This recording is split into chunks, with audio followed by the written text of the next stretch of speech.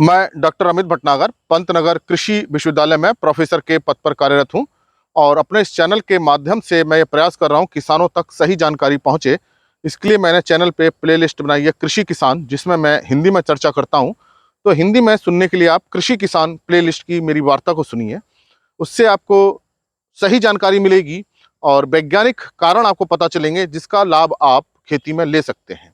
आज जो मैं बात करना चाहता हूँ वो ये है कि जो हम पैराक्वेट खरपतवारनाशी जो हर्बिसाइड है, उसका फसल पे क्या प्रभाव आ जाता है अगर वो फसल पे पड़ जाए।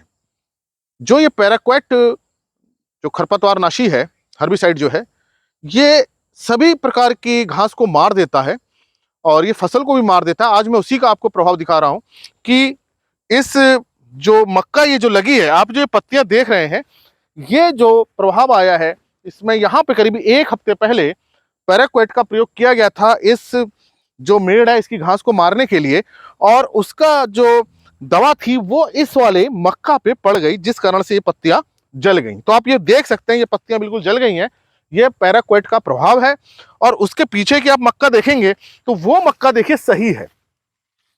तो ये जो पैराक्वेट आप जब खरपतवारनाशी प्रयोग करते हैं तो इसका प्रयोग अगर आप मेड़ पे कर रहे हैं तो बहुत सावधानी पूर्वक कीजिए, क्योंकि ये आप कोई भी फसल है, चाहे गन्ना है, मक्का है, धान है, गेहूं है, कोई भी है, उसमें अगर ये पड़ जाती है तो उसकी पत्तियों को भी जला देती है।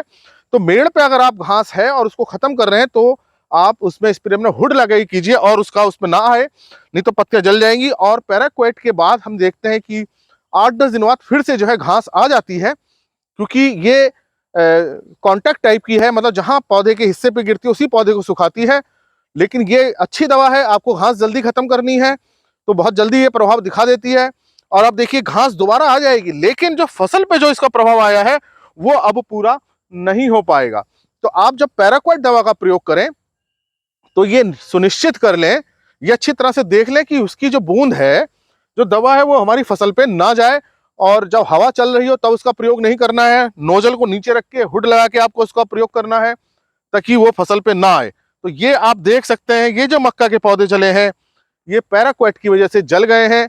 अब इसमें जो है पौधे रिकवर नहीं कर पाएंगे। घास तो देखिए दोबारा निकल आई है और वो निकल आती है और ये जल्दी कंट्रोल करता भी है, तुरंत जला देता है घास को। घास आ जाती है बाद में 8-10 दिन बाद, लेकिन फसल जो है वो कवर नहीं कर पाती। अब आप जब भी इस खरपतवारनाशी का प्रयोग करें, पैराक्वेट का, बहुत सावधानी से करें और फसल के बीच में तो बिल्कुल ना डालें। फसल के बीच में जो मेड़ बनी है उसमें अगर आप डालते हैं तो बहुत ध्यानपूर्वक डालें। चारों तरफ जो घास होती है उसको आप इससे नियंत्रित कर सकते हैं। अगर आप फसल के बीच में इसका प्रयोग कर रहे हैं तो बहुत सावधानी पूर्वक नोजल लगा करके, बिल्कुल नीचे नोजल लगा के हुड लगाई कीजिए ताकि उसकी बूंद, उसकी छींटें ना जाए। जरा सी छींट भी जो है पौधे को नुकसान पहुंचा देती है। पत्तियां देखिए जल गई हैं। तो आप देख सकते हैं कि किस तरह से पैराक्वेट से यहाँ पे इस जो फसल मक्का वाली है इस लाइन खराब हो गई है। तो आप पैराक्वेट का प्रयोग करते समय सावधानी बरतें, नहीं तो नुकसान हो सकता है। आशा है मेरी बात आपको समझ में आई होगी। आपने देखा किस तरह से ये नुकसान हुआ है। आप इस नुकसान से बचें और इस वीडियो को ज़्यादा से ज़्यादा लोगों के साथ शेयर करें ताकि उनको भी लाभ मिल सके।